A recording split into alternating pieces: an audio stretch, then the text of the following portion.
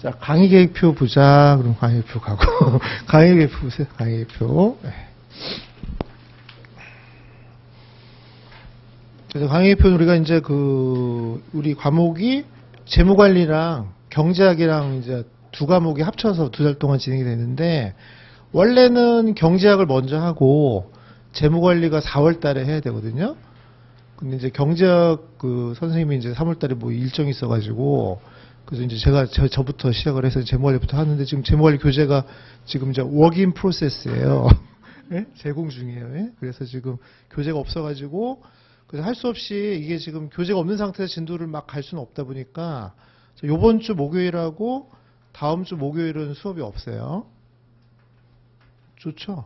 수업이 없으니까는 좀 이제 다른 공부 복습하고 있으란 말이에요, 일단이. 살살 올려갈 테니까. 자, 그리고 그 세 번째 수업 3월 18일까지는 유인물로 하는 겁니다. 그래서 아마 다음 주 정도 되면 제가 탈고가 끝나면 그 3월 21일 날 아마 교재를 구입하셔야 될 거예요. 그래서 아마 네 번째 시간부터는 교재를 구입하고 오셔야 되니까, 그래서 그때까지는 유인물로 계속 갈 테니까는. 왜냐면 이제 이따 설명하겠지만 작년도부터 엑셀 기능도 들어오고 요즘 시뮬레이션도 난이도가 올라갔기 때문에 종합 문제 및 또 엑셀을 또 의외로 못하는 사람이 많더라고요. 그래서 그것도 같이 하고 해야 되니까 그거 반영해서 책 만드느라고 지금 좀 오래 걸리니까는 그렇게 이해를 해 주시라 이거죠, 일단. 자, 그 다음에 이제 맨 밑에 내려가 보시면요. 거기 선수 과목이라고 해서, 자, 첫 번째가 매니저 어카운팅. 관리회계를 수강을 하고 오시는 게 좋습니다, 여기는. 좋고. 두 번째, 어드밴스. 고급 회계도 수강을 하고 오시면 좋다 이거예요. 다 나가야겠네요. 이 두 개를 다 하고 오시는 게 좋다 이거죠. 왜냐면, 여러분들이 아시는 분은 알겠지만, 재무관리라는 과목을 8번에 끝낼 수가 있는 과목이 아니거든요. 그리고 우리 BEC 시험의 배점이 한 25%고, 또 종합문제까지 대비를 하려면, 그럼 이 FM 과목이 사실은 16회 정도를 해야 되는데, 지금 이걸 16회 하다 보면 또 시수가 늘어나고, 그럼 여러분들이 또 막 컴플레인을 한단 말이에요. 그래서 학원에서 할 수 없이 그냥 여기다 껴 맞춰고 하다 보니까, 그럼 할 수 없이 이거를 8회에 끝낼 수 있는 유일한 방법은 이거를 해갖고 오셔야 돼요. 그래서 이게 됐다는 전제하에 이 수업을 하면 그나마 좀 할 수가 있다 이거죠. 그래서 예를 들면, 이게 뭐의 약자예요? 그래서 EPS가 뭔지는 그러니까 그거를 설명하면 안 되겠죠. 그잖아요. 그럼 여기서 이제 펄을 가지고 우리 재무 파이낸스 관점에서 어떻게 해석하냐 이 얘기를 하고 있어야 되니까, 그럼 EPS 구하는 공식은 기본으로 알고 가자 이거죠. 그럼 EPS의 분자가 뭐였어요? 다 나가시죠. 그래서 분자가 IAC고 분모가 WA여서 평균 주식수 구하는 기본은 된다고 치고 그렇게밖에 할 수가 없어요. 16번을 해야 이거를 설명을 하는데 할 수 없잖아요. 또 설명하는 것도 또 시간 낭비고 사실은 그렇죠. 그렇게 하고, 그 다음에 여기서는 이게 뭐의 약자예요? 컨트리뷰션 마진이고, 이건 뭐의 약자예요? 브레이크 이븐 포인트다. 이 정도는 알고 있다면 이건 추가로 설명 안 하고 이제 그 이후에 레버리지 이펙트라든가 뭐 이런 걸 설명하려단 말이에요. 여기서 변동비다, 고정비다 이런 걸 추가로 설명 안 해도 된다. 그렇죠? 또 BEC 전체 수험 전략은 제가 여기서 한번 설명했잖아요. 근데 여기서 또 설명하면 또 시간 낭비인 거니까, 그래서 요게 전제가 돼야 이 수업이 8번 정도가 진행이 된다. 이렇게 생각하시면 된다. 이해되시죠? 그래서 근데 대부분 날씨 익으니까 여기까지는 다 들은 것 같은데, 들은 추억만 갖고는 안 되는 거 알죠? 기억이 나야 돼요. 기본적으로 기억이 나셔야 되니까 이게 돼야 이 수업을 따라올 수 있다. 이렇게 보시면 된다. 그렇죠? 사실은 더 이 순서가 경제학을 먼저 배우고 일로 오면 또 좋거든요. 왜냐하면 재무관리는 경제의 일부거든요. 사실은 경제학 일부니까 전체적인 경제학의 개념을 알고 있다면, 그럼 경제학에 배우다 보면 이제 탄력성 이런 거 배우거든요. 그럼 탄력성 이런 개념을 알면 이제 여기서 나중에 베타 개념 설명할 때 좀 편하다 이게. 근데 그건 뭐 이번에 할 수 없으니까 그러면 설명한다. 저는 처음부터 탄력성이 먼저 설명할 테니까 그런 식으로 진행한다 이렇게 보시면 되고, 그래도 8번에는 못 끝나요. 그래서 맨 밑에 보시면은 8장, 9장은 동영상으로 이제 수업을 해야 되는데 이번에 교재가 새로 만들어지다 보니까 동영상 수업이 없겠죠. 그래서 할 수 없이 8번은 기본이고 한 3번 정도는 보강을 더 할 거예요. 안 와도 돼요. 저 혼자 할 거니까. 그래서 아마 거의 그냥 그 밑에 그 4월 1일 이후에 아마 계속 한 3회 정도 갈 거다. 왜냐면 요번이 동영상 촬영 달이기 때문에 촬영을 해야 되니까 일단. 그래서 우리는 한 거의 11회 정도 할 거다 이렇게 생각하시면 되겠죠. 어쨌든 요거 전제 조건은 돼야 된다 이렇게 보시고. 그리고 뭐 CGS가 뭐냐 이런 얘기하면 안 되죠 우리가. 그럼 추하게 그런 얘기 하잖아요. 그러니까 일단 이 정도 기본에 있다. 이거 참 됐다 보시고. 자, 그다음에 이제 그러다 보니까 이제 중간에 목요일을 그 2번 정도 빼다 보니까 우리가 월목 월목 하면 시수가 안 나오거든요. 그래서 딱 한 번만 거기 5번째 수업이 3월 23일이거든요. 그래서 그때 토요일 날 오전이 다른 수업 겹치는 게 없는 걸로 알고 있기 때문에 그래서 그때만 토요일 날 한번 할게요. 그게 정해져 있네 이렇게. 그러니까 5번째 시간만 토요일 날 오전에 한번 오시고 나머지는 다 월목인데 이번 주랑 다음 주는 목요일 날 수업이 없으니까 이제 우리 이런 거 이미 들었던 분들은 한번 정리를 한다든가 다른 과목 지금 벅차잖아요. 그러니까 그것부터 좀 정리하고 있으란 말이에요. 좋게 하고 있으라고. 강의 계획 다 했고. 자, 그 다음에 우리 엑셀. 이거 엑셀. 그래서 이제 그 백업 패스트메스트 집에서 그 컴퓨터 켜보면 이렇게 나올 테니까 이제 보시면 되는데, 거기 첫 번째 FM 1페이지라고 된 거 보시면 거기 위에 엑셀 아이콘이 있죠? 그리고 클릭하면 이제 엑셀이 뜬단 말이에요. 그럼 거기서 그 우리가 기본적인 기능은 다 구현시키게끔 나오고 있으니까 엑셀을 가지고 이제 구현을 할 줄 아셔야 되는데, 한 페이지 넘겨보세요. 뒷면. 자, FM 2페이지라고 되어 있죠. FM 2페이지. 자, 이것도 나중에 중간에 다시 한번 설명하겠지만, 자, 이 올해부터, 작년도 하반기부터 또 이 협회에서 나온 팔러시가 뭐냐면, 그 비율들 있죠. 비율. 레이쇼. 그래서 레이쇼를 그쪽에서 정의를 해줘요. 그럼 그 정의대로 해야지 여러분들 멋대로 하시면 안 돼요. 예를 들면, 자, 인벤토리 턴오버 구하라고 그러면 분자가 뭐예요? 코스트 굿솔드고 분모가 인벤토리인데, 이때 인벤토리는 에버리지로 원래 해야 되잖아요. 근데 여기 정의에서 엔딩 밸런스로 하라고 그러면 또 그렇게 하셔야 돼요. 그래서 그 풀 때마다 그 정의가 있을 거예요. 그거 딱 눌러보고 거기에 맞춰서 해주란 말이에요. 그래서 그게 또 바뀐 팔러스니까 우리 비율 분석할 때 또 한번 얘기하겠지만 어쨌든 그런 식으로 변경이 됐다 이렇게 보시면 된다. 그렇죠? 예를 들면 그 맨 마지막 그 비율 중에 맨 마지막 가보면 맨 마지막에 데이즈 세일즈 인 어카운트 리시버블이라고 보이잖아요. 그럼 그 매출 채권 회전 기간 구한다 그러면 분자가 원래는 에버리지 어카운트 리시버블인데 엔딩으로 돼 있죠. 또 1년은 360일이에요. 365일이에요. 그럼 계산하기 또 나름이거든요. 그럼 정의대로 하라고 또 360일로 해라 그러면 그대로 하란 말이에요. 그러니까 그런 게 또 변경된 부분이니까 변경되기보다는 정해진 거니까 해주시면 되고.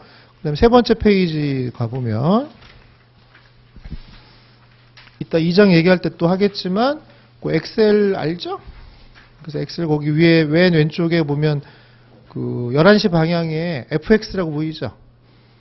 그래서 그 함수 삽입을 딱 클릭하면 거기 함수 마법사라고 떠요. 어우, 이런 그랬다. 그래서 함수 마법사 뜨면 거기 범주 선택 중에 재물을 눌러요. 재물 눌러. 그럼 거기 예를 들면 프레젠 밸류를 하고 싶으면 프레젠 밸류를 클릭하면 밑에 창이 뜨죠. 이대로 창이 활성화된대요. 그럼 거기 보시면 레이트 집어넣고 엔퍼는 기간이죠. 그 다음에 PMT는 이따 얘기하겠지만 연금이죠. 연금. 애뉴어티를 얘기하는 거고 퓨처 밸류는 퓨처 밸류죠. 그 다음에 이제 타입은 또 이따 얘기하겠지만 0으로 집어넣으면 오더널의 애뉴어티고요. 1로 집어넣으면 애뉴어티 듀로가 들어가기 때문에 그럼 이제 연금도 이제 이런 식으로 조정을 하셔야 돼요. 그래서 이 엑셀 들어오기 전까지는 형과표를 주겠지만 이제부터는 이거 알아서 하는 겁니다. 그래서 멀티플 초이스 정도는 형과표 주겠지만 TBS는 무조건 엑셀로 할 테니까. 그래서 근데 그렇다고 또 형과표가 안 나오는 건 아니잖아요. 그래서 형과표도 할 줄 알아야 되고 또 엑셀도 할 줄 알아야 되니까 우리가 일이 많은 거죠. 우리라기보단 내가 일이 많은 거죠. 네? 그러니까 그거 좀 해야 되니까. 예? 그거 주의하자 보시고. 끝. 끝났다. 자, 그럼 1장 가보시고.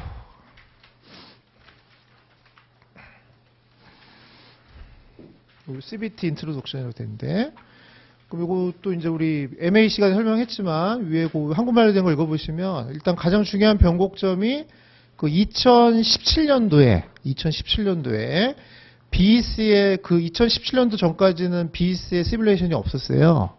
그러다가 2017년도부터 BEC 과목에도 TBS가 출제가 된 거니까 그럼 2017, 2018, 2019년도니까 지금 3년차 도래했기 때문에 그럼 그동안 1년차, 2년차 동안은 TBS 내도 수준이 높지가 않았을 거 아니에요.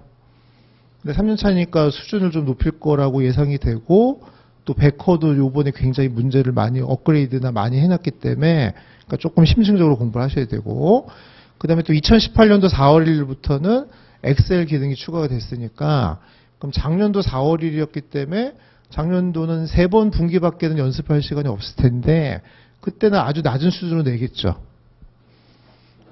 그럼 올해는 이제 2차 년도니까 조금 색다른 모습을 테스트 해보고 싶은 욕망이 있을 거 아니에요. 그죠?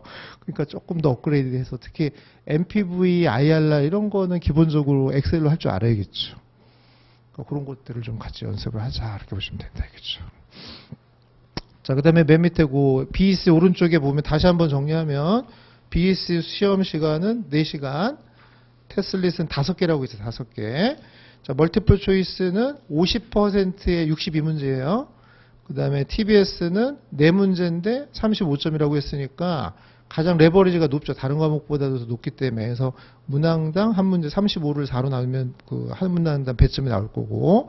근데 대부분 요 4문제가 이제 MA나 FM이나 경제학 여기서 왔다 갔다 하는 문제들이 많으니까 거기 이걸 주력해서 하시면 되고. 그다음 리튼 커뮤니케이션은 3문제 나오는데 15점이라고 했죠. 3문제 나오는데 15점 정도인데 그냥 한 문제 정도만 맞춰서 5점 정도만 확보하는 게 그냥 우리 수준에 맞다 이렇게 생각하시라고. 나는 15점을 다 먹겠다. 그럼 유학 가요. 여기서 유학 갖고는 안 되니까. 그잖아요. 그래서 잘 되면 2개 맞추는 거고. 그래서 뭐를 내도 그냥 하나는 맞춘다 이렇게 생각하시면 되니까. 그러면 그럴수록 이제 TBS를 더 완벽하게 맞춰야겠죠. 할 수 없잖아요. 그렇죠? 자, 한 페이지 넘겨보시고 뒷페이지로 가서 자, 그럼 첫 번째 테스트릿하고 두 번째 테스트릿은 MCQ 31문제씩이니까 31문제고 31문제 배점이 25점이에요. 그거 잘 감안해서 시험장 가서 잘 대응하란 말이에요. 그 다음에 세 번째, 네 번째 테스트릿이 TBS 2개씩 들어가 있으니까 그럼 거의 대부분 다 계산 문제 위주로 많이 나올 거다 이렇게 보시라겠죠. 특히 4개 중에 거의 100% 출제되는 게 이제 비율 분석입니다. 그럼 당연히 비율 분석 주려면 인풋 데이터로 뭘 줘야겠어요? 재무제표를 주겠죠. 근데 재무제표를 이제 이렇게 클릭하면 창을 뜨게끔 몇 개 해놔야 되니까 그럼 창을 띄워서 BS, IS 봐가면서 해야 되니까 그런 것도 나중에 연습을 좀 해야겠죠. 이제 마지막에 리튼 커뮤니케이션 3문제 출제된다 이렇게 보시면 되고 그 밑에 BEC 에어리어도 다 설명했는데 어쨌든 우리 3번의 FM은 19에서 한 23% 비중으로 출제가 되고 있는데 요즘 FM이 TBS가 좀 잘 나오는 편이에요. 그래서 기본은 하나 나오는 거고 운 좋으면 2개 나올 수도 있다. 이게 좋다는 건 역설이죠. 그래서 2개 정도까지도 낼 수 있다 이렇게 보시면 되겠죠. 그럼 이제 1장 소개는 한 거고, 자, 우리가 시간이 없기 때문에, 그래서 이제 막바로 진도를 나간다. 그렇죠. 그래서 한 페이지 넘겨보시면 1장 이제 목차가 나와 있고, 그럼 재무관리란 하고 나와 있을 거예요. 그래서 한 페이지 넘겨보시면 이제 1-2페이지부터 쭉 가보죠. 그렇죠.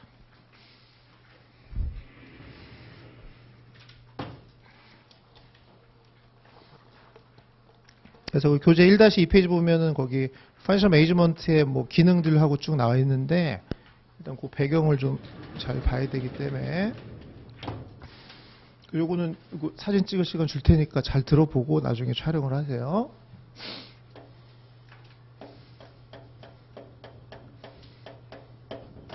자, 기업이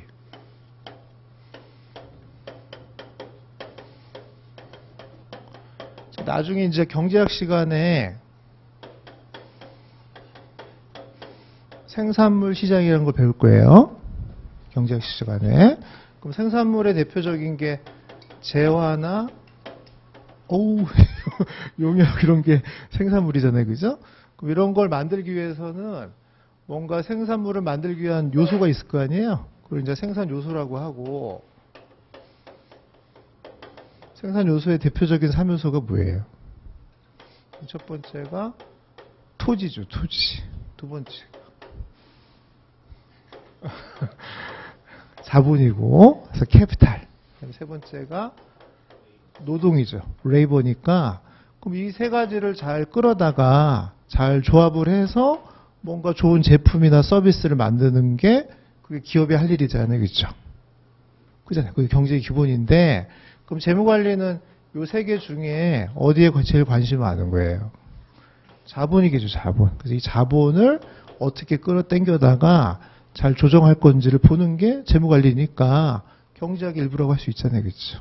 이걸 연구하는 거다 이렇게 보시면 되고, 그럼 기업이 이제 자본을 거래하는 시장이 있을 거 아니에요? 자본시장이라고도 하고 금융시장이라고도 하고, 그럼 금융시장에서 자금을 땡겨다가 이제 자본을 영어로 뭐라 그래요? 캐피탈. 근데 가장 쉽게 얘기하려면 그냥 돈이죠. 네? 근데 책에다 돈 그러면 이게 약간 좀 추해 보이니까 그냥 좋게 얘기해서 캐피탈 하는 거죠. 자, 그러면 여기서 캐피탈을 여기로 가져다가 여기다가 투여해서 재화나 용역으로 만들어내는 거잖아요. 그게 기업이 해야 될 일이니까 일단. 물론 이제 토지나 노동도 있는데 그건 무시하고 그건 딴 데서 잘했다고 치고 이걸 잘 가져다가 해야겠죠, 이제. 그럼 이제 요 주체는 캐피탈이에요. 그럼 캐피탈로 가져오는 걸 앞으로 한국말로는 조달한다고 하고 영어로는 파이낸싱 한다고 하고, 그럼 잘 조달을 하고, 근데 그럼 그 조달의 대가로 뭔가 이 사람들한테 줘야 되잖아요. 그럼 그게 주는 게 주로 이제 우리가 증권이죠. 증권. 뭔가 증서를 줘야 되니까. 그럼 채권자들한테는 본드 주고 주주한테는 스탁 주고 이렇게 해서 네가 이거 준 거 맞다 이렇게 해줘야 될 거 아니에요. 그렇죠? 내 말 들어요 지금? 그러면 이 돈을 가져다가 여기다 이제 적절하게 투자를 해야 되니까, 그러니까 딱 뭐 생각하시면 되냐면 지금 여러분들한테 한 1,000억을 주면 무슨 사업하면 제일 잘 되겠어요? 지금 여러분들한테 1,000억을 딱 조달을 해줄 테니까 비즈니스를 한번 해봐라. 그럼 어떤 사업하는 게 좋겠어요? 치킨집? 1,000억을 치킨집. 그런 걸, 그런 아이디어를 갖고 있는 사람이 경영자인 거잖아요. 그럼 이런 사람들한테 어필을 해야겠죠.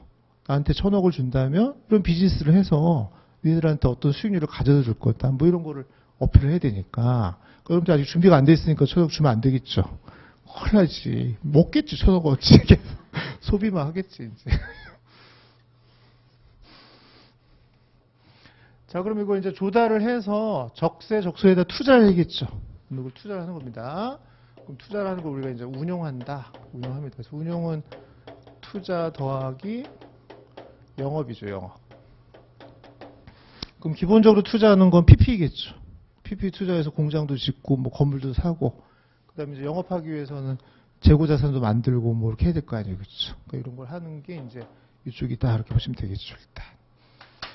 자, 그럼 이제 요 기업 입장에서 보면 요걸 잘 조달해서 여기다 잘 운용을 하는, 자, 그걸 관리하는 재무관리를 뭐라고 하냐면 거기 1-2페이지 보면 자, 맨 위에 재무관리는 자본 조달과 투자 결정에 대한 의사결정을 하는 건데 주로 이제 기업 입장에서 이렇게 결정하는 거를 코퍼레이트 파이낸스라고 해요.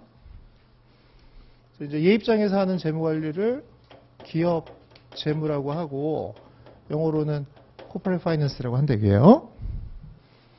이런 재무관리가 있고 반대로 이제 여기 있는 사람들 입장에서 보면 이런 코퍼레이션들이 또 많을 거 아니에요.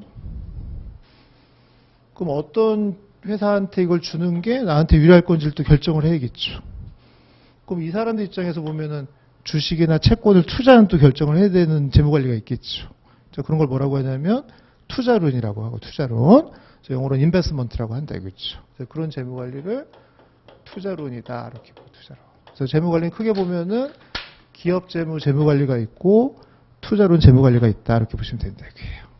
근데 우리가 이제 이 공부를 하는 목적이 CPA 시험을 합격하기 위한 재무관리니까 주로 이쪽이 많겠어요, 이쪽이 많겠어요.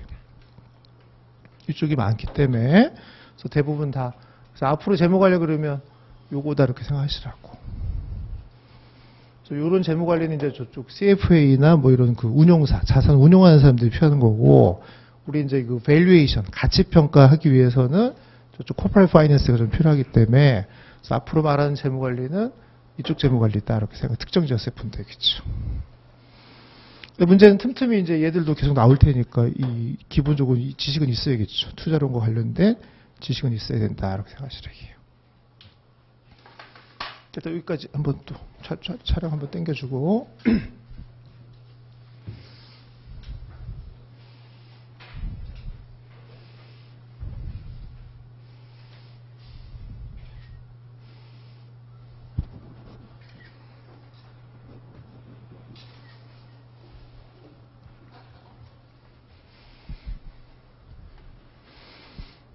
됐죠? 여기까지 보시고요. 이거 딱 그냥 쉽게 생각하시면 돼요. 만약에 여러분들한테 여기다가 1,000억을 주면 어떤 주식 살지 고민하는 거죠. 그잖아요. 1,000억 줄 테니까 여기 금융시장에서 투자해봐. 그러면 어떤 주식 살지 이런 걸 결정해야 되잖아요. 삼바 뭐 이런 거 사면 되잖아요. 그죠?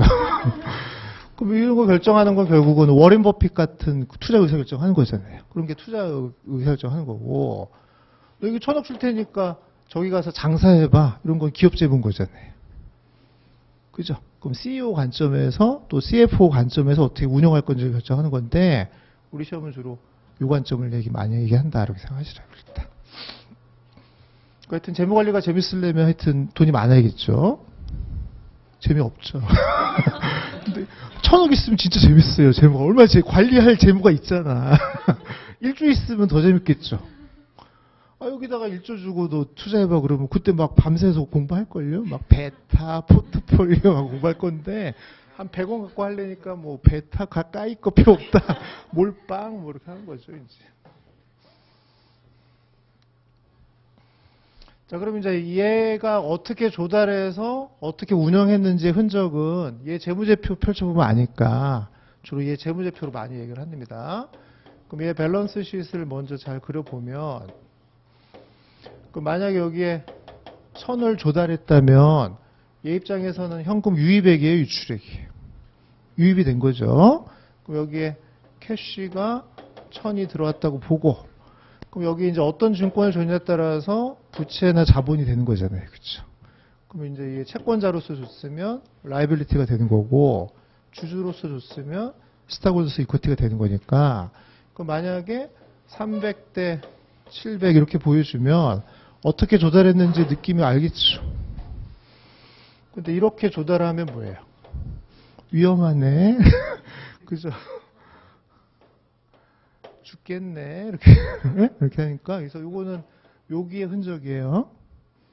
여기서 어떤 방식으로 해왔는지를 여기를 보면 알 수 있으니까 이쪽은 주로 파이낸싱과 관련된 거다 이렇게 봐야겠죠. 그래서 어드밴스 시간에 배웠잖아요. 현금으로 표할 때 주로 여기는 파이낸싱이었죠. 자, 그 다음에 이제 1,000원 가지고 이제 어떤 사업을 할 건지를 잘 검토를 해서 공장도 짓고 의사결정을 하게 되면, 그럼 이제 만약에 공장을 짓겠다고 여기다 운용을 하면 그때 현금은 또 유출액이 있죠. 돈이 나가는 거니까. 그럼 돈이 나가면서 일부는 PP가 되고 일부는 인벤토리가 되고 뭐 이런 식으로 다 바뀌어 있겠죠. 그럼 이제 어떤 자산이 더 많이에 따라서 얘가 어떤 식으로 투자했는지가 보일 거 아니에요. 그렇죠? 구글 같은 경우는 무형 자산이 많을 거 아니에요. 그다음에 제조업은 PP가 많을 거고, 그다음에 아까 뭐 치킨집은 뭐 닭들이 많겠죠. 뭐 하여튼 닭 인벤토리 있을 테니까. 하여튼 이거 보면서 얘가 어떤 비즈니스 하고 있는지 느낌 딱 오는 거니까, 뭐 이런 게 일단 요거에 대한 그 표현이다 이렇게 보시면 됩니다. 그래서 이제 앞으로 재무 관리할 때는 밸런스 시 왼쪽에 자산은 여기를 보여주는 현황인 거예요. 그 다음에 밸런스 시트 오른쪽은 여기를 어떻게 조달했는지를 보여주는 현황이다. 이렇게 보시면 제일 좋다겠죠. 그럼 이제 여기서 우리는 어떻게 결정하는 게 최적이고, 여기서 어떻게 결정하는 게 최적인지 그걸 다루는 게 이제 코퍼레이트 파이낸스다. 이렇게 보시면 되겠죠. 알겠죠? 뭔 얘기인지. 자, 그래서 그걸 요약해보면 거기 1- 한 페이지 넘겨보면 1-3페이지 가보시면 자, 맨 밑에 BS부터 살짝 보면 원래는 이게 파란색에서 잘 보여야 되는데 흑백이어서 더 안 보이죠. 그래서 어쨌든 잘 봐요. 자, SS에 뭐라고 되어 있냐면 인베스트먼트 디시전이니까 이걸 어떻게 투자했는지를 보는 건데 이제 암묵적으로 여기서 인베스트먼트는 실물이에요, 금융이에요. 실물이죠, 실물. 코퍼레이트 파이낸스에서 말하는 인베스트먼트는 실물 투자 얘기하는 것이고, BS 오른쪽은 파이낸싱 디시전이라고 되어 있죠. 그래서 어떻게 자금을 조달했는지에 대한 현황을 나타내는 거니까 이 이제 재무관리의 양대 분야죠. 어떻게 투자를 하고 어떻게 자금을 조달할 건지를 결정하죠, 그렇죠. 근데 이 과정에서 이제 만약에 리스크가 발생하면 리스크를 또 적절히 조절을 해야 되니까 그래서 맨 마지막에 보시면 리스크 매니지먼트라고 보이죠. 그럼 해지도 해야 되고 뭐 여러 가지 해야 되니까. 자, 그럼 위에 올라가 보면 다시 이거 인베스트먼트 디시전을 두 개로 나눠서 자, 캐피탈 버지팅이라는 말이 있고 워킹 캐피탈 매니지먼트라는 게 보이죠. 일단 뒤에 배우겠지만 일단 이름으로 하나 외우잔 말이에요. 그럼 주로 이제 이런 거. PP를 어떤 공장을 지을지 이런 거 결정하는 거를 캐피탈 버지팅이다 이렇게 보시면 되고, 그러면 캐피탈 버지팅의 오른쪽에 롱텀 에셋이란 말은 이해되죠. 그럼 줄여서 CB라고 할게요. CB 자본 예산이다 이렇게 보시면 되고, 또 그 관리회계 배우신 분들은 그 마스터 버지팅 배울 때 캐피탈 버지팅 얘기했었죠. 그럼 장기적인 투자 의사 결정이 바로 캐피탈 버지팅이다 이렇게 배운 거고, 그 다음에 이제 이런 인벤토리나 이런 거는 워킹 캐피탈이죠. 순운전 자본이니까. 그럼 순운전 자본을 또 어떻게 잘 관리할 거냐, 뭐 이런 거를 순운전 자본 관리다 이렇게 보시면 된다 이거예요. 당연히 시험은 이게 더 중요하겠죠. 캐피탈 버지팅이고, 자, 나중에 얘기하겠지만 캐피탈 버지팅의 대표적인 고지표가 NPV라고 해요. NPV, Net Present Value라고 해서 NPV가 클수록 자본 예산은 잘했다, 뭐 이렇게 평가할 수 있는 거죠, 이제. 그럼 잘 모르지만 자본 예산의 목적은 NPV의 맥스예요, 미니예요? 맥스겠죠. 잘 모르지만 잘 아는 척 맥스다 이렇게 하고. 그럼 어떻게 하면 NPV를 극대화할 수 있는 투자 결정을 할 거냐, 뭐 그걸 하라 이거예요, 일단.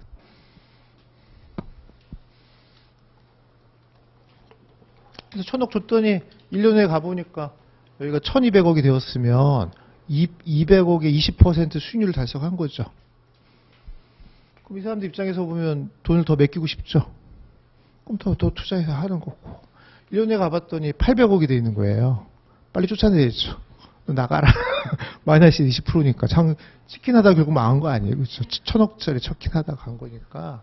그러니까 이 현황을 보고 이제 결정한다. 이렇게 보시면 되고. 자, 반면 이제 오른쪽. 자, 오른쪽은 자, 부채랑 자본을 어떤 비율로 가져가는 게 좋을 거냐. 그거 결정하는 걸 앞으로 캐피탈 스트럭처라고 해요. 그래서 요 구성 비율을 앞으로 줄여서 CS라고 할게요. CS, 캐피탈 스트럭처다.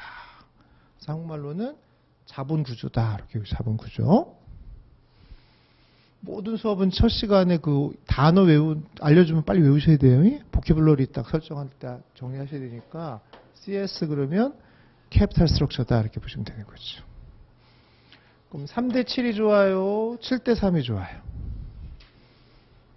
그걸 연구하는 게 캐피탈 스트럭처니까 모르죠. 우리 모른다. 이렇게 답을 하고 이제 회사마다 다른다. 이렇게 해야 되는데, 근데 어쨌든 얘들은 또 얘를 보는 지표가 있을 텐데, 그럼 얘들이 1,000억을 주면 공짜가 아니잖아요. 그럼 채권자한테는 이자를 줘야 되고 주주한테는 배당을 주고 해야 되려면 비용이 들죠. 그럼 그런 비용을 앞으로 뭐라고 하냐면 자본 비용이라고 하고, 그럼 자본이 아까 영어로 뭐였어요? 이건 코스트 오브 캐피탈이라고 하고, 그럼 소리는 나는 대로 써서 그냥 보통 K라고 많이 해요. 코스트 오브 캐피탈은 K다. 이렇게 K. 그럼 이거는 맥스예요, 미니예요? 민이죠, 민. 그래서 이걸 민하는 그 자본 구성 비율이 제일 좋은 캐피탈 스트럭처죠. 그죠?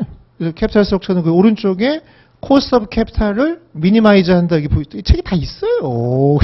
우리 다 옆에 다 친절하게 해놨는데 그죠?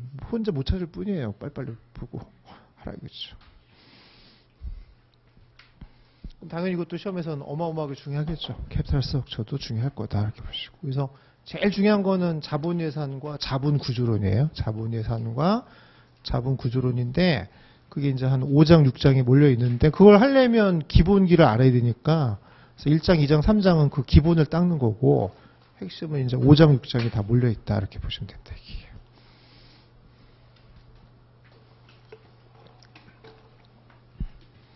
자, 그다음에 이제 채권자한테는 이자를 항상 줘야 되는 거지만 주주한테는 배당을 꼭 다 줄 필요는 없잖아요.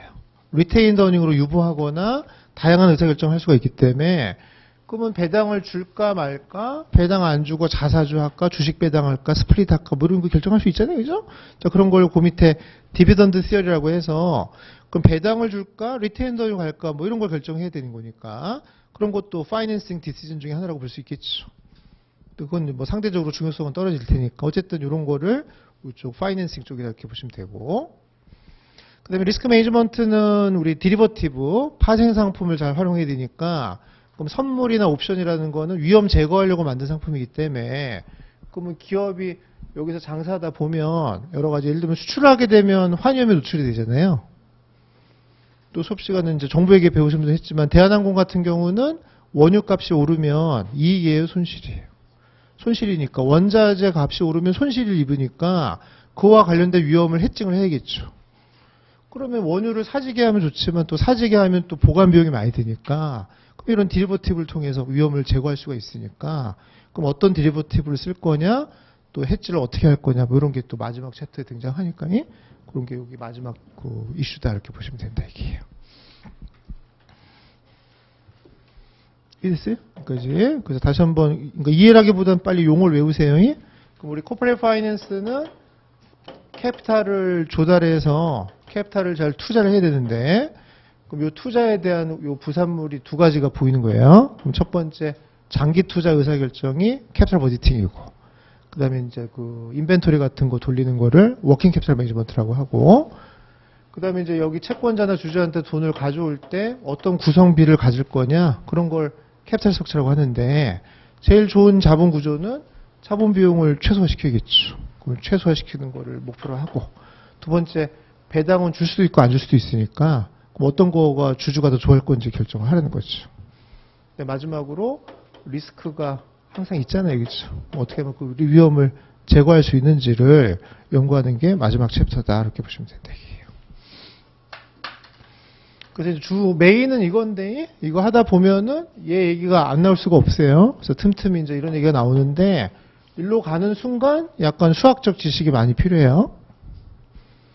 충격이 있을 거라고요. 그러니까 이해하라고. 미분도 좀 필요하고 뭐 그러니까 하다가 이제 제가 이거는 뭐 한번 보여주려고 하는 거다 이렇게 할 테니까 너무 그 뭐 수학적인 내용에 연연하지 말고 왜냐면 또 안 할 수도 없잖아요. 그냥 갑자기 식을 보여주면서 믿어라 이렇게 할 수는 없잖아요. 그거 한번 쭉 보여주긴 보여줄 테니까 그럼 뭐 카톡을 하든가 쉬고 있으라고 나 혼자 할 테니까 하고 이제 다 한 다음에 믿으라 그러면 믿으면 되죠. 이제 그래서 간혹 이제 이게 몇 개 나올 테니까 그런 건 좀 조심하자 이거죠. 이제 자, 다 했어요, 다 했어.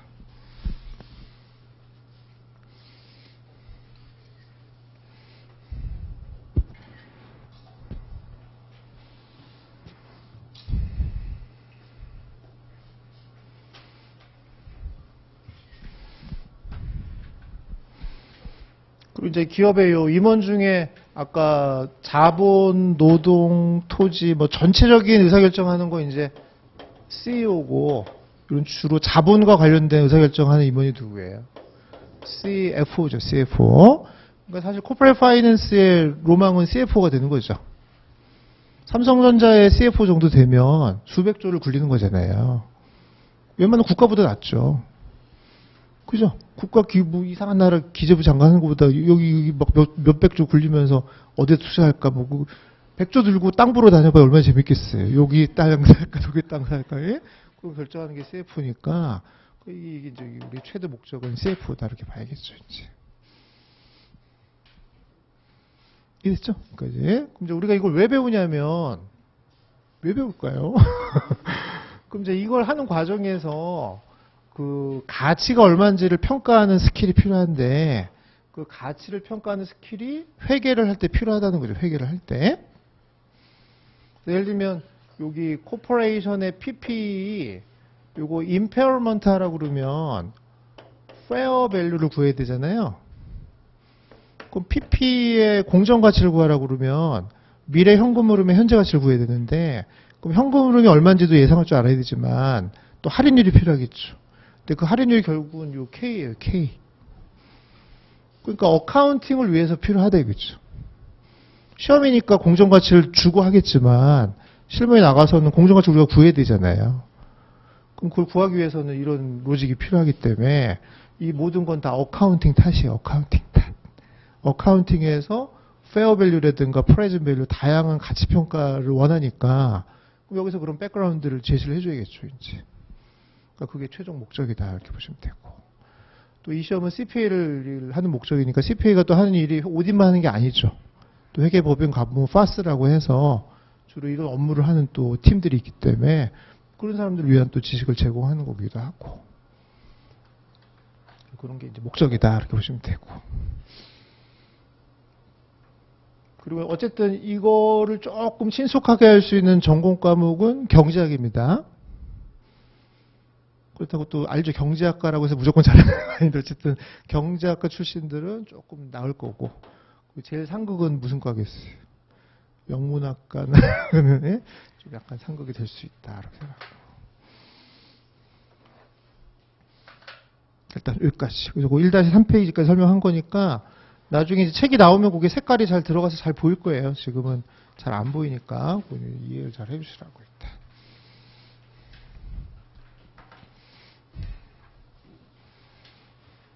이해됐죠? 여기까지. 자, 그리고 1-4페이지 가보면 회사의 조직 구조인데 그 나중에 한번 설명할 테니까 넘어가고요. 맨 밑에 CFO가 뭔지는 아까 설명했으니까 이런 걸 총괄하는 사람이고 CFO 밑에 1-5페이지 가보시면 컨트롤러도 있고 트레저러도 있고 요즘에 또 이슈가 되는 게 이제 오디 커미티죠. 감사위원회도 있고 이런 거 다 CFO 산하에 관리가 되는 거니까 뭐 이런 거는 기능들이 있다 이렇게 보시면 되고요.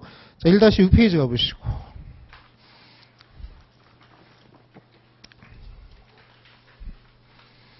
자, 그러면 3번에 이제 재무관리의 목표가 뭐냐 이렇게 물어본 거죠. 그럼 재무관리의 목표라는 거는 결국은 아까 여기다 돈 얼마 넣었어요? 1,000을 넣었잖아요. 그죠? 그럼 이제 1,000을 딱 투자하는 순간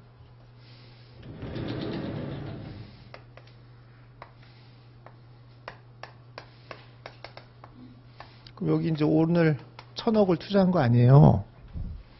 그럼 뭔가 돈이 들어올 거라고 생각하고 투자했겠죠? 일단 질러 본 거예요, 그냥? 그럼 앞으로 이렇게 돈이 들어올 거라고 예상할 거 아니에요, 그죠? 그럼 그 돈의 프레젠트 밸류가 1,000억 이상은 돼야겠죠. 그잖아요. 그럼 이 돈의 프레젠트 밸류를 앞으로 뭐라고 하냐면 기업 가치라고 한다면 기업 가치. 그리고 저 기업 가치랑 1,000억의 차이를 NPV라고 한다고요.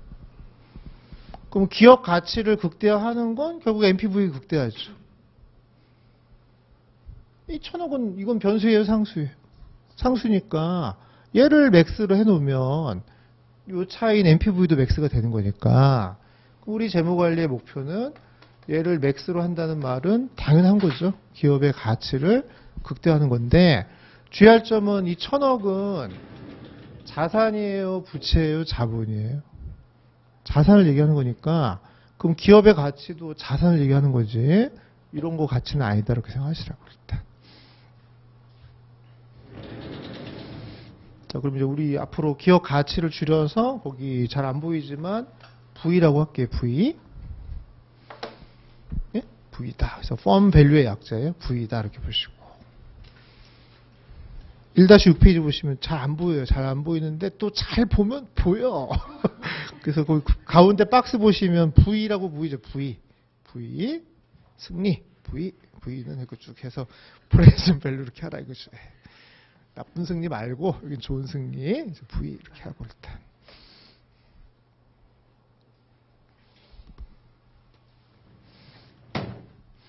자 그러면 요 firm value는 미래 현금 흐름의 현재 가치니까 미래 현금 흐름의 현재 가치는 앞으로 수학적으로 t는 1부터 n까지 캐시플로우 t를 1 더하기 r 이자율로 이렇게 할인한 거라고 할 수 있죠. 어쩌라는 거죠? 그렇게 할 수 있잖아요. 그래서 이거 합이잖아. 현재 가치 합을 표현할 수 있으니까 이렇게 표현할 수 있잖아요. 그렇죠? 그럼 이제 이거를 극대화하려면 우리 분자는 맥스로 가야 되지만 분모는 또 민을 해야겠죠. 그럼 이 아까 제가 살짝 얘기했지만 이 할인율이 아까 뭐라고 했어요? 살짝 힌트를 줬었는데 내가 K라고 했잖아요. K 그죠? 아까 공정가치 구할 때 하고 있으니까 그러면 K를 민하거나 현금 흐름을 맥스 해야 될 거 아니에요. 그죠?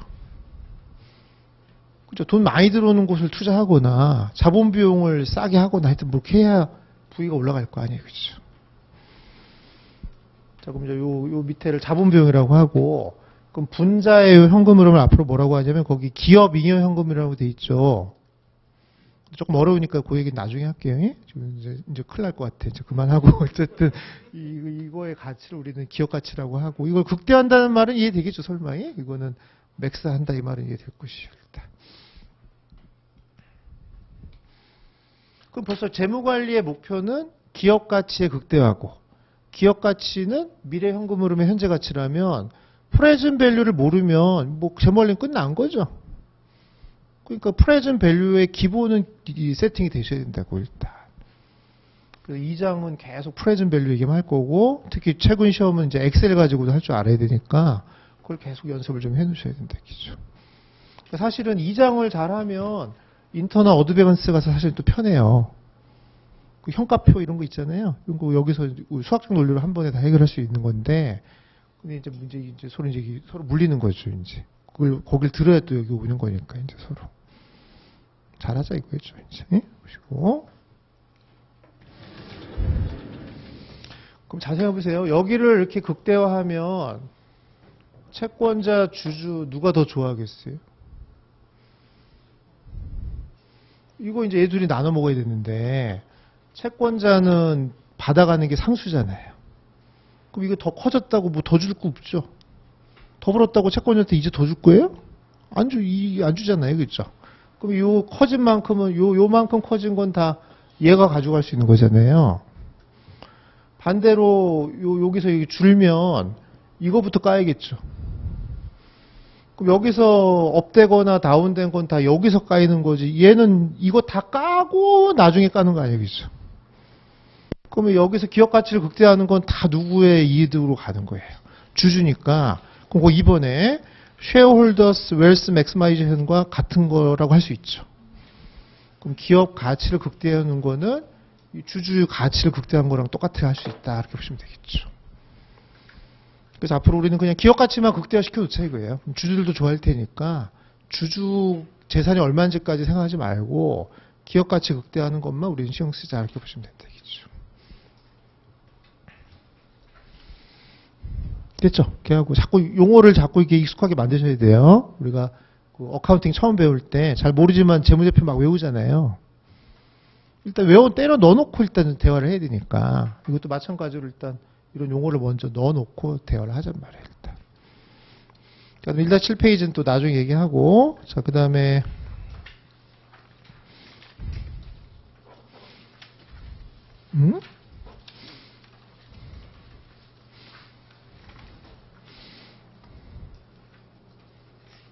유물이 덜 왔네요. 이따 얘기할게요. 1-8페이지 가보시죠. 1-8페이지.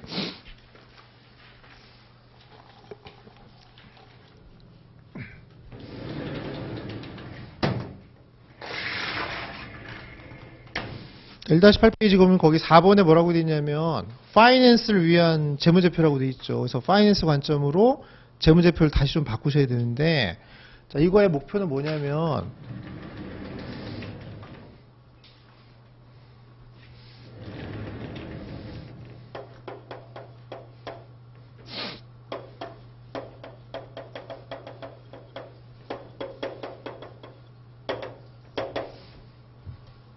우리 그 갭에서 재무제표를 만들잖아요.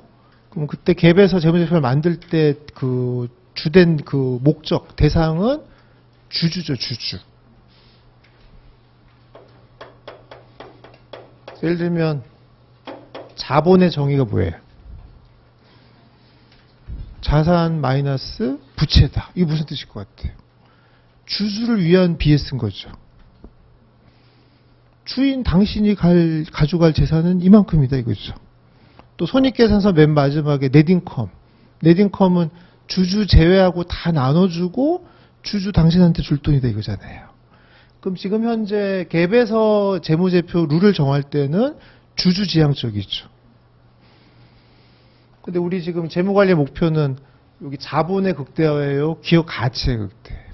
기업 가치의 극대화라면 기업 전체 접근으로 가야지 주주만을 위한 접근으로 가면 안 되겠죠. 또 내 말 안 믿네. 좀 다르다 이거예요. 좀 그잖아요. 좀 포커스가 다르다 이거죠. 우리는 금방 기업 가치를 극대화하자고 했으니까 그럼 주주랑 채권자 돈을 다 합친 기업 전체 관점에서 봐야지 기존의 주주 관점으로 재무제표만 갖고는 안 된다 이거죠. 그러니까 여기서 요구하는 재무제표를 그대로 쓸 수가 없어요. 그럼 우리 용도를 살짝 바꿔줘야 되는데 바꿔주는 게 이제 거기 1-8페이지에 파이낸셜 포지션하고 한 페이지 넘겨보면 1-9페이지에 인컴 스테이트먼트 보이죠? 이런 거 살짝 좀 바꿔주는 작업 등을 같이 좀 해주셔야 된다 이겠죠. 그리고 또 한마디만 더 하면 갭에서 요 G가 뭐의 약자예요? Generally A는 Accepted. 그 얘기는 무슨 얘기냐면 이 여기서 만든 규정은 모든 사람들이 이용할 수 있게끔 만든 거잖아요. 우리만을 위해서 만든 건 아니잖아요. 근데 이 파이낸셜 매니지먼트는 제너럴리가 아니고 지금 스페셜한 거죠. 기업의 가치를 뭔가를 계산하기 위해서 특별한 목적으로 이용을 하는 거지 제너럴한 목적으로 하는 게 아니다 보니까 그럼 얘가 만든 룰이 우리한테 안 맞는 부분이 있을 거 아니에요. 믿어야 돼, 내 말을. 신뢰성이 묻어졌네 지금. 그러니까 우리는 빨리 이거를 그렇다고 이걸 다 없앨 수는 없는 거죠. 일부 상당 부분은 우리랑 맞을 테니까 우리랑 안 맞는 몇 가지만 살짝 바꿔주는 작업을 하잔 말이에요. 그래서 이제 그 8페이지는 BS고 9페이지는 IS 테니까 그 변형하는 작업들을 해줘야 된다. 그러니까 이런 거를 대화를 하려면 갭이 일단 기본기가 돼 있어야겠죠. 눈빛이 흔들리네. 아니 지금 현재 갭이 된 재무제표를 FM으로 바꾸자고 하면 갭은 되었다고 가정하고 해야 되니까 그러니까 어드밴스 정도 배우면 이제 재무제표 한 사이클은 돌았잖아요. 연결까지 찍었으니까 전체적인 건 알잖아요. 이제 불안한 거 알아요. 이제 보는데 일단 거기 재무제표 용어부터 좀 보는데요. 이거 어드밴스 배우신 분들 수업 시간에 한번 한 겁니다. 자, BS가 있는데 이건 갭이에요, 갭. 잘 생각해 보세요. 저희가 자산이고 여기가 부채고 여기가 자본인 건 다 알잖아요, 그죠? 근데 이 부채는 크게 보면 다시 두 가지로 나눌 수가 있는데 잘 생각해봐요. 우리가 원래 여기서 말하는 부채는 여기와 관련된 부채만 넣기로 했잖아요. 또 대화가 안 돼. 사진 왜 찍었어? 근데 얘가 이제 이게 장사를 하다 보면 여기와 관련된 부채가 있을 수 있어요, 없어요? 있잖아요, 그렇죠? 근데 우리는 원래 여기서 말하는 부채는 여기와 관련된 부채만 필요한 거지 여기랑 관련된 부채는 우리한테는 적합하지 않는 부채잖아요. 그리고 우리가 좀 그걸 발라내잔 말이에요, 일단. 자, 그래서 요 실물 시장에서 나온 부채를 Operating Liability라고 하고 그럼 대표적인 부채가 뭐예요? 어카운트 페이어블이 있죠. 대신 금융시장에서 나온 부채를 데트라고 하잖아요. 데트. 그럼 요거는 이자가 나가요? 안 나가요? 나갈 것 같고 이거는 안 나간다. 그럼 돌려 얘기하면 얘는 자본 비용이 없죠. 얘는 자본 비용이 있잖아요. 그렇죠? 그러면 자본 비용이 없는 부채랑 있는 부채를 부채라고 같이 섞어 놓으면은 가치 평가할 때 도움이 안 되니까 저 정도는 소팅을 해줘야겠죠. 대신 이쿼티는 100% 금융시장이라고 할 수 있죠. 그러니까 여기는 재분류할 게 없는데 요것만 좀 재분류하란 말이에요. 이렇게. 자, 그래서 우리는 어떻게 하냐면 다시 이거를 정리해서 BS FM 오른쪽을 데트와 이쿼티로만 구성하고 싶은 거예요. 응? 그럼 마음을 이해해요. 예? 그러면 왼쪽은 뭐가 되겠어요? 왼쪽은 자산 마이너스 영업부채가 되겠죠. 왜 이러지? 아마추어처럼 이렇게 하자 그러면 얘는 절로 가야 되니까 컨트라 에셋이 되는 거잖아요. 여기는 자산 마이너스 OL이 될 거 아니에요. 근데 결국은 요 돈, 요 두 가지 다 합친 돈이 아까 얘기한 1,000억이겠죠. 처음에 준 1,000억일 거 아니에요. 그럼 요것도 1,000억이겠죠. 그잖아요. 그럼 이제 요걸 앞으로 우리는 뭐라고 하냐면 캐피탈. 그럼 그 오른쪽에 용어 이해되죠? 이해는 안 돼도 보기라도 해요. 그러면 오른쪽은 이렇게 한다 이렇게 보시고.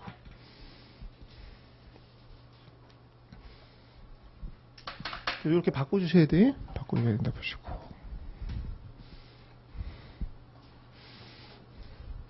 그러니까 여기까지 더 하고 봐요. 여기 만약에 아까 1,000억이었는데 여기가 아까 얼마였죠? 제가 300억이고 여기가 700억인데 장사하다 보니까 어카운트 페이블이 한 200억이 생긴 거예요. 그럼 자산이 얼마가 된 거예요? 1,200억이 되고 200억이 되고 300억이 되고 700억이 되겠죠 지금. 사실은 시간으로 따지면 얘가 먼저예요? 얘가 먼저예요? 그러니까 그 발생 순서를 보면 처음에 이렇게 된 거죠. 하다 보니까 이렇게 된 거 아니야. 근데 갭에서는 이렇게 하래잖아요. 근데 우리는 또 이걸 원하면 어떻게 하겠어요? 바꿔야죠.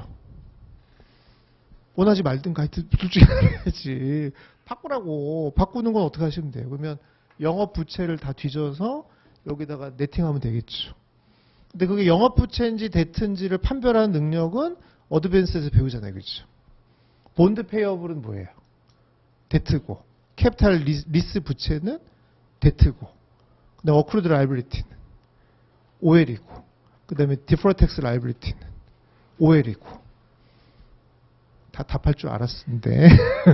그런 식으로 부채 계정을 불러주면 이게 OL인지 데트 정도인지는 우리가 구분을 할 수 있는 실력이 있고요. 특히 어드밴스 배운 분들은 이 현금으로 표할 때 요거는 파이낸싱이고 이건 오퍼레이팅으로 배웠잖아요. 그러니까 원래는 순서가 얘가 먼저고 그 다음에 이렇게 된 건데 우린 또 이재명지표를 갖고 다시 이렇게 바꿔야 원래대로 할 수 있으니까 이렇게 바꿔주라면 바꿔준다. 정리하면 캐피탈은 데트 더하기 이쿼티인데 자산 마이너스 영업부채라고 할 수도 있죠. 이게 이제 우리가 만든 새로운 등가식이에요. 회계 원리 배우면 자산부채 자본 등가식 배우듯이 이건 재무관리의 새로운 등가식이다 이렇게 생각해 주라겠죠. 맨 밑에 다 공식 요리 돌리고 조리 돌리고 한 거니까 왔다 갔다 이렇게 보시면 될 것 같아요.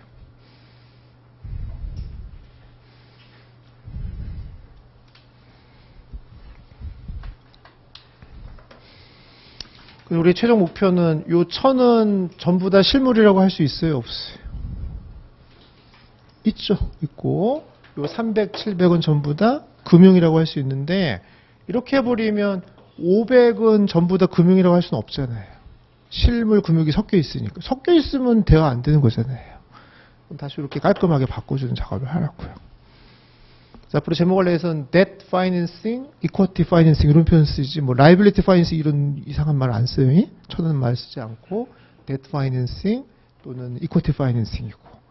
그럼 여기를 캐피탈이라고 했으니까 요걸 아까 투자하는 거를 캐피탈 버디팅이라고 했죠. 그 말의 뉘앙스도 잘 생각하고, 그 다음에 요 구성이 캐피탈 스트럭처죠. 그 다음에 이 중에 1년 안에 회수되는 거는 워킹 캐피탈이죠. 그잖아요. 온통 캐피탈이라는 말밖에 없는 캐피탈.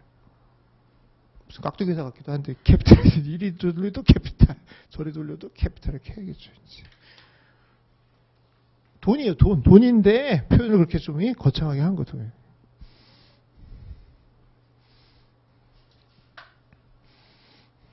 이해됐어요? 여기까지. 자, 그러다 보니까 이제 이게 한국말로 번역하다 보면 뭐가 문제냐면, 요건 한국말로 뭐라고 그래요? 자본.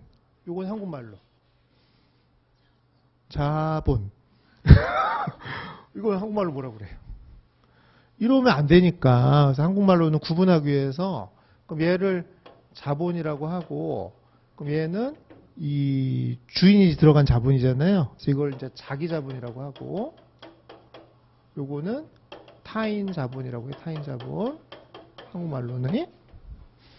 그럼 앞으로 재무관리에서 자본 그러면 여기를 얘기하는 거예요. 근데 갭에서 자본 그러면 여기를 얘기하는 거죠. 그러니까 영어로 얘기하는 게 편하죠.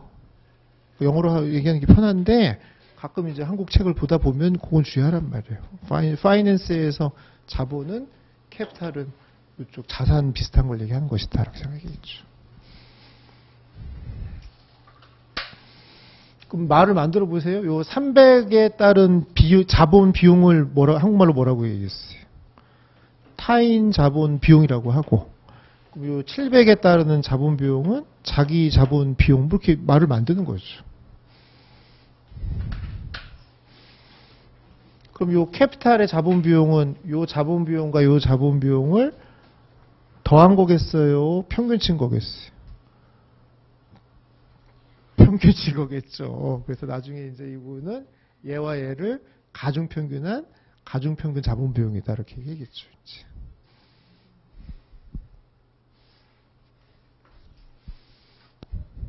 나중에 두 번째 들으면 이게 엄청난 얘기를 한 거다 알게 될 거예요. 그러니까 지금 하여튼 빨리빨리 외워봐줘. 어떻게 외워봐줘. 이제. 지금 괴롭기만 하죠. 일단 외워봐.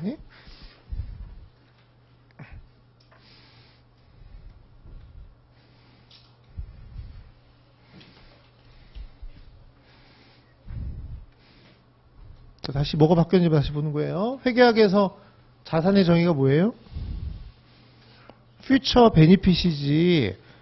근데 우리 캐피탈은 실물만 모아놓은 거죠. 그러니까 서로 정의가 다른 겁니다. 그 다음에 우리 회계학에서 라이빌리티의 정의는 뭐예요? 퓨처 세크리파이스지 금융이라는 말은 한마디도 없죠. 근데 재무관리에서 이쪽은 금융에서 발생한 부채인 거예요. 그럼 이건 데트여야 되는 거잖아요. 그렇죠? 정의 자체가 달라졌대요. 그렇죠? 앞으로. 믿어라. 응? 제발 믿어라. 이렇게 하고. 이거 왔다 갔다 할 줄 아셔야 됩니다. 이거는 현금 물음표에도 도움이 되니까 하라고. 현금 물음표. 현금 물음표 시간에 요 200원은 현금 물음표 무슨 활동이에요? 오퍼레이팅이고, 얘가 말 그대로 파이낸싱이니까 그렇게 한 거잖아요. 그렇죠? 자, 그 다음에 그 다음 페이지 1-9페이지로 가서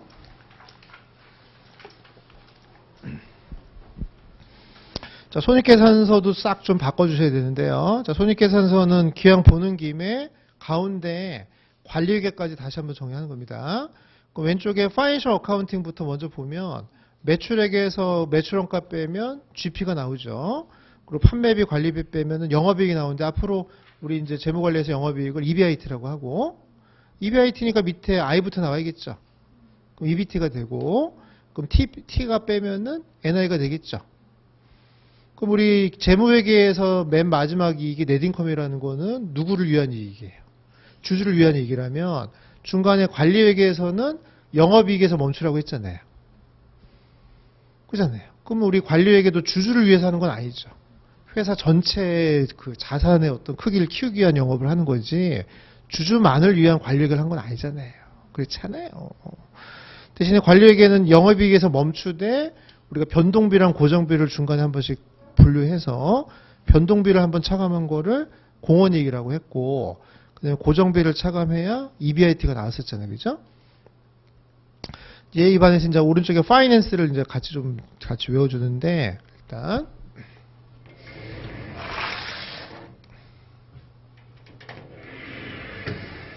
그 가운데는 일단 무시하고 왼쪽과 오른쪽이 뭐가 달라지는지만 좀 보세요. 일단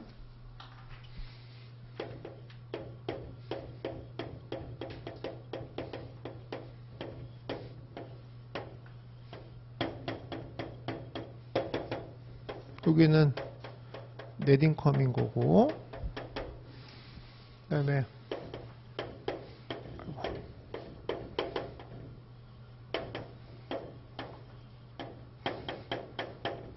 와야 되는데 이제 얘는 아까도 얘기했지만 재무관리는 주주 자본의 극대화가 아니고 기업 가치의 극대화라는 건 자산을 극대화한다는 소리는 우리 관리회계처럼 어디서 멈춰야겠어요? 영업이익에서 멈춰야겠죠. 여기가 영업이익이 돼야 되는데 대신에 관리회계는 그 영업이익이 세전이었어요? 세후였어요? 세전인데 우리 파이낸스는 세금까지는 가잔 말이에요. 가보자고요, 좀 제발. 여기 EBIT에서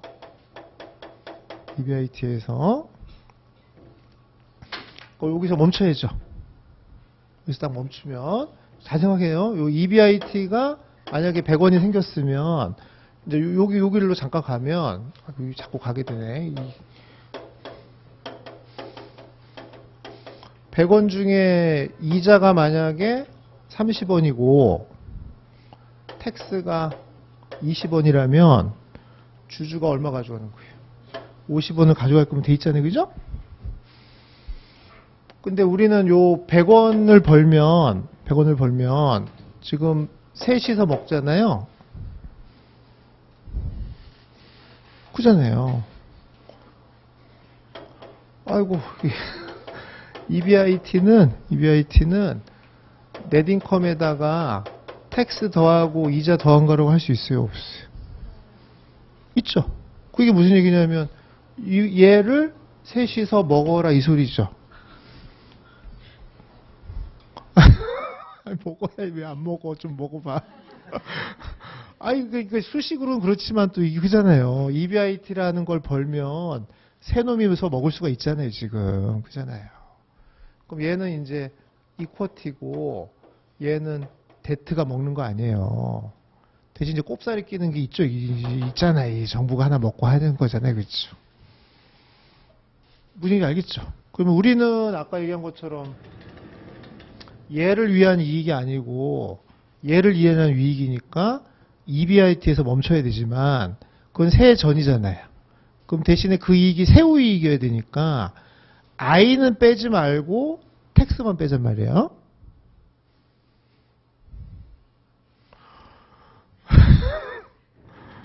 아이고 속상해. 그래서 이 텍스를 여기로 오면 그러면 그 이익은 누구랑 먹는 거예요?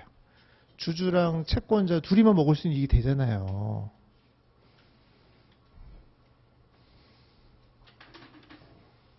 그래서 우리는 여기서 뭐는 빼라는 거예요.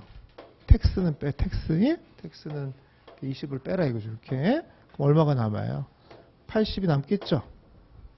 그럼 80을 갖고 이제 누구랑 먹는 거예요? 채권자랑 주주랑 먹을 수 있는 그 두 집단이 어벨러블한 이익이 된 거죠. 그럼 이거 이대로 가면 또 우리가 홍하니까 또 뭐가 이름을 네이밍을 하나 해줘야 되잖아요. 그죠? 그 뭐라고 돼 있어요? 노펫이다. 그쵸? 노펫 하나 해주고 노펫이다. 뭐의 약자예요? Net Operating Profit After Tax니까는 세후 영업이익이다. 그래서 앞으로 파이낸스에서는 노펫이란 말이 많이 등장하겠죠. 노펫이다. 네, 결국 노펫은 누구한테 주는 돈이에요? 주주 플러스 채권자다. 넷인컴은 주주다. 그럼 아까 얘기한 게 맞죠? 갭은 그 주주를 위한 손익계산서지만 파이낸스는 우리 주주 채권자 전부 가져갈 수 있는 이익을 측정을 해야겠죠.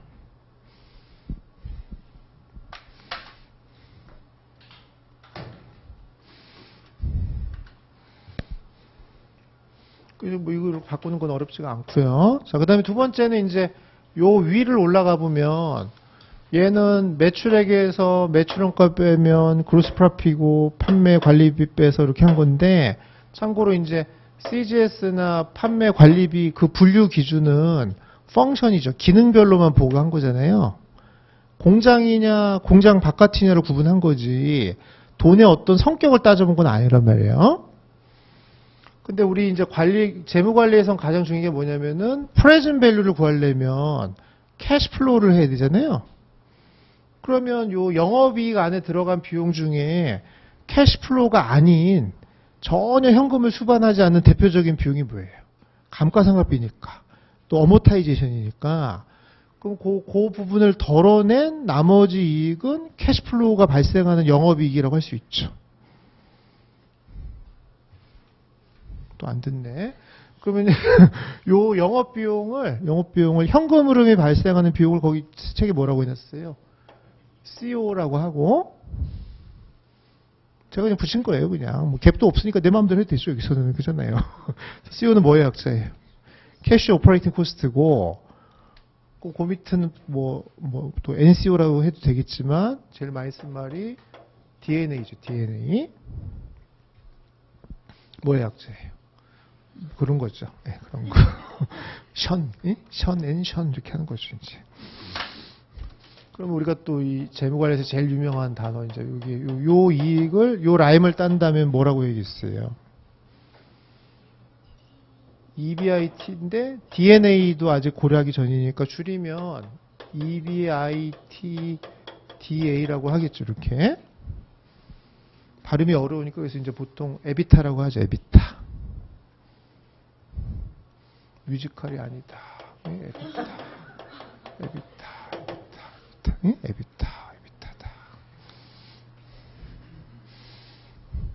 경제신문 보다 보면 에비타 말 나와요. 예? 그럼 그렇게 알아들으라고. EBITDA구나 이렇게 알아야겠죠. 회계법은 면접 가는데 에비타 그러면은 뭐 뮤지컬 이런 얘기하면 안 되잖아. 이렇게 EBITDA구나 이렇게 생각하고 해야죠.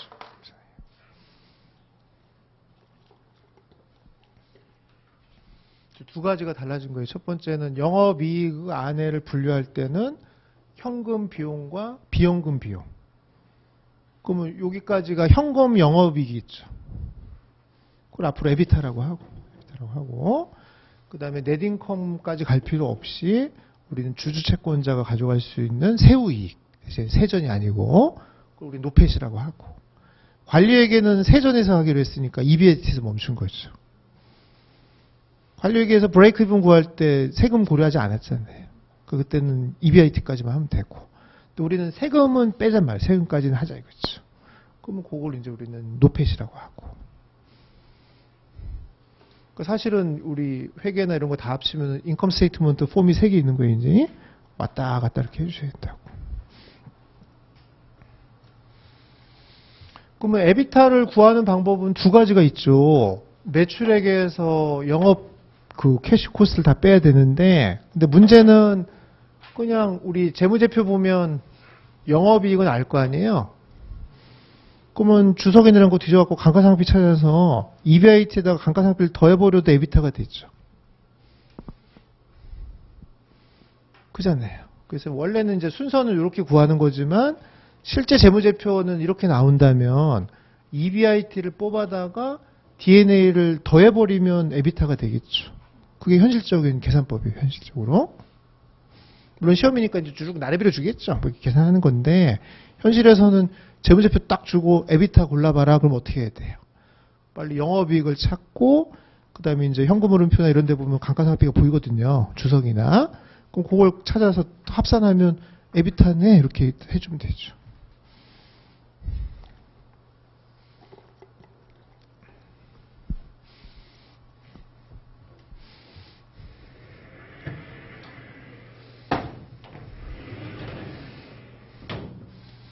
다시 한번 정리하면 이 식이 맞는지만 보세요. EBIT는 에비타 마이너스 DNA라고 할 수 있어요? 없어요? 있죠. 뭐 그렇게 안 되는 게 많아요.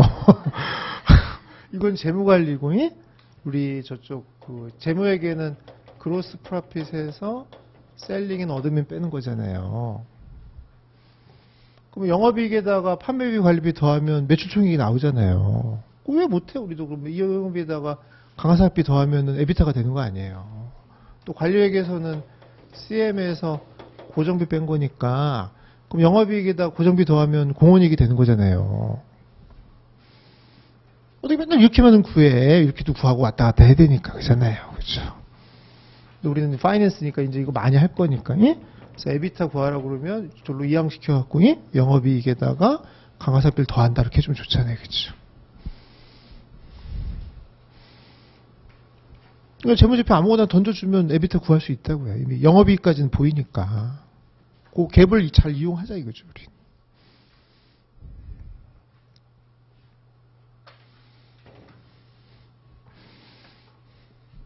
자, 그 다음에 아까 넷인컴은 EBIT 마이너스 I 마이너스 T인 건 이해되죠? 그럼 또 반대로 EBIT를 구하려면 넷인컴에다가 텍스 더하고 이자 더하는 건 이해되죠?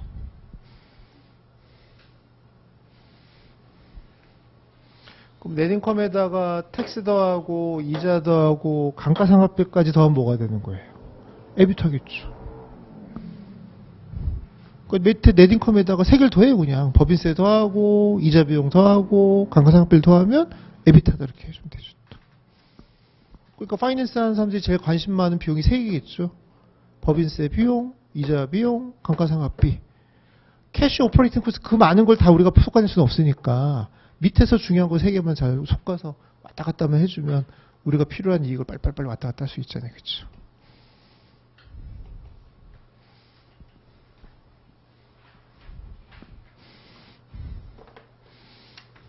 해야 된다. 예? 한 페이지 넘기고. 자, 1-10페이지 맨 위에서 거기 다섯 번째, 여섯 번째 줄 보면 EBIT는 넷인컴 더하기 텍스 더하기 I인 건 이해되죠? 그 위에서 한 일곱 번째 줄 얇은 원래는 진해요. 근데 잘 안 보여서 그러니까 EBIT는 NI 더하기 T 더하기 I인 거 이거 얘기한 거니까 이거는 EBIT를 할 수 있잖아요. 그렇죠?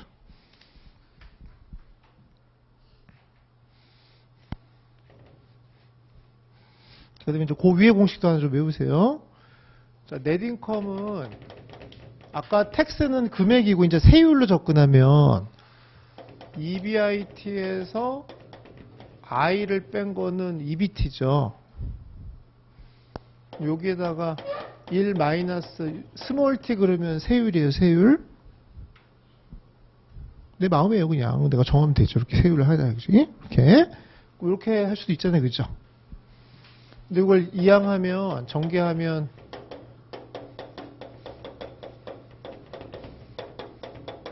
이렇게 할 수도 있죠.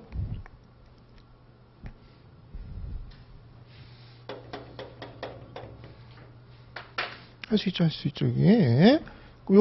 요게 이제 뭐라고 표현할 수 있어요.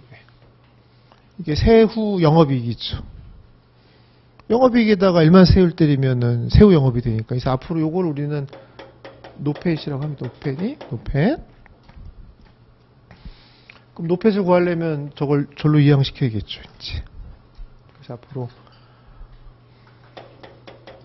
앞으로 재무관리에서는 항상 마지막에 알고 싶은 게 왼쪽으로 가는 거예요. 재무관리가 아니고 원래 기본이 수학이 기본이지. 제일 알고 싶은 게 왼쪽에 있어야지, 그렇죠? 이거는 NI에다가 I 곱하기 1마스 T다 이렇게 해주면 되죠. 해주고.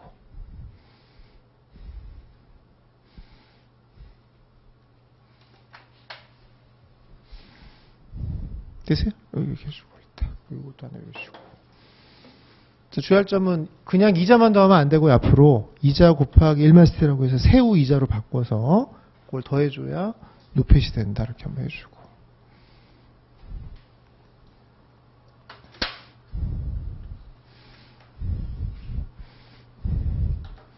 근데 잘 봐요. 요거를 1-t로 나누면 뭐가 되는 거예요?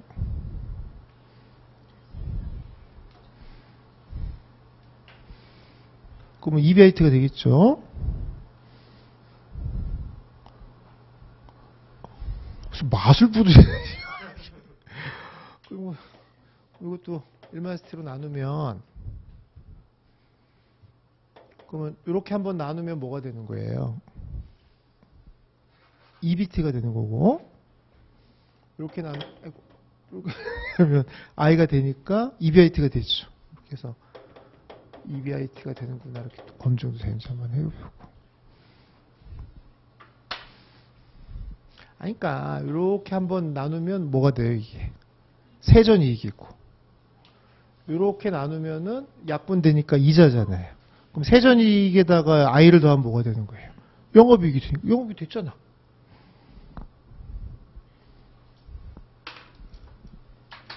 제가 알 수 있는 모든 걸로 다 검증해 준 거예요. 그래서 좀 믿어라 이제는 믿자.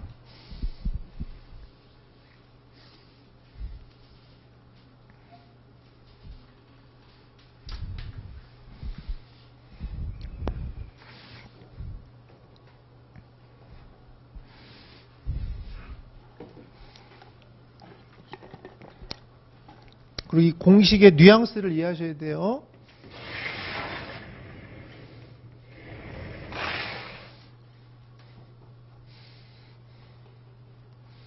아까 BS는 캐피탈을 구하라고 하면 자산에서 뭘 빼기로 했어요?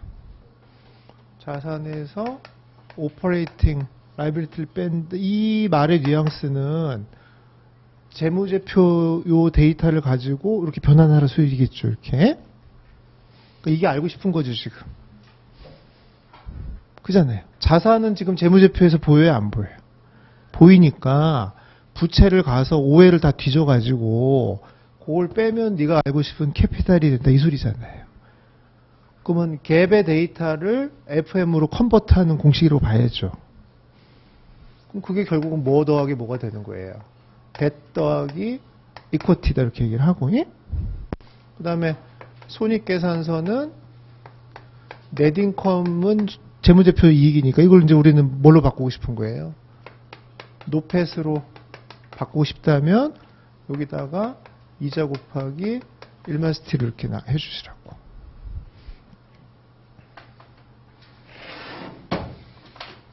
요거는 세전이에요, 세후예요? 세후니까 얘도 세후로 바꿔줘야 쟤도 세후가 되겠죠. 믿어야죠, 이제. 믿자, 이렇게 보시고. 그 다음에 이제 또 하나 중요한 건 중간 단계 아까 에비타를 구하고 싶다면 EBIT에다가 감가상각비를 더해줘야 돼요, 빼줘야 돼요?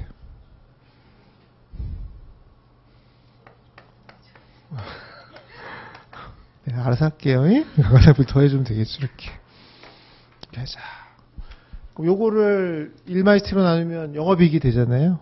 거기다 감가상각비를 더해주면 에비타도 구할 수 있다. 그래서 이게 이제 좌측을 알고 싶은 거죠. 좌측을 이렇게 알고 싶은 거예요. 이렇게.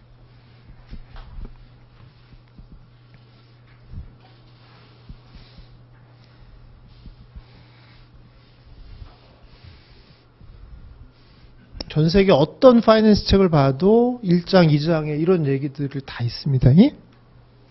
출발 이렇게 하는 거예요. 할 수 없어요. 또 어떡하고 있어요. 그잖아요.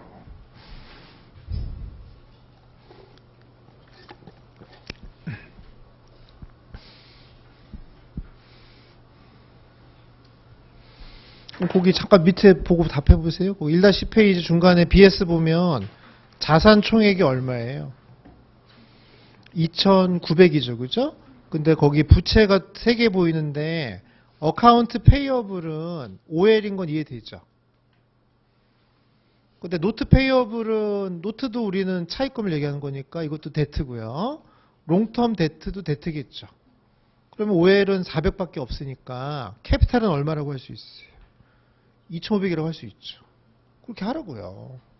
하는데 그러면 그 2,500 안에는 데트 더하기 이코티가 있겠죠. 그럼 데트는 2개 더하면 얼마 나와요? 1,100이고 이코티는 2개 더하면 1,400이잖아요. 그렇죠? 그럼 얘들은 이렇게 자금을 조달할 때 여기 얼마가 있었던 거예요? 2,500이 있었던 거고 여기 얼마가 있었던 거예요? 1,100이 있었던 거고 1,400이 있었던 건데 막 하다 보니까 이 페이어블이 더 생겨서 자산 2,900처럼 된 거잖아요. 그렇죠? 그럼 우리는 원상태로 다시 돌려놓고 작업을 하자 이거잖아요. 그렇죠? 맨 밑에 손익계산서 보면 넷인컴이 240이잖아요. 그죠? 그 세율이 몇 프로예요? 20%고 그 다음에 이자 비용이 얼마예요? 50이니까 그러면 50에다가 1-0.이니까 0.8을 곱하면 얼마가 돼요? 40이 되니까 그럼 240에다가 40 더하면 얼마가 돼요? 280이 노펫이라고 할 수 있죠. EBIT는 뭐 사실은 더할 게 아니라 거기서 그냥 350V죠. 계산제사했네. 근데 거기는 지금 정보가 제한이 있지만 감가상각비까지 알려준다면 에비타도 구할 수 있죠. 감가상각비를 모르니까 지금 판매비랑 관리비, 그 다음에 그로스, CGS로 이렇게 돼 있으니까 이제 그건 못하는 거죠, 여기서는.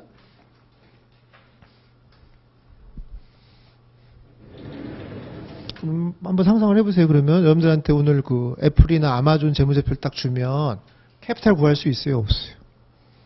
안 줄 거예요. 근데 어쨌든 주면 어떻게 하면 돼요? 그러면 자산에서 뭘 빼면 돼요?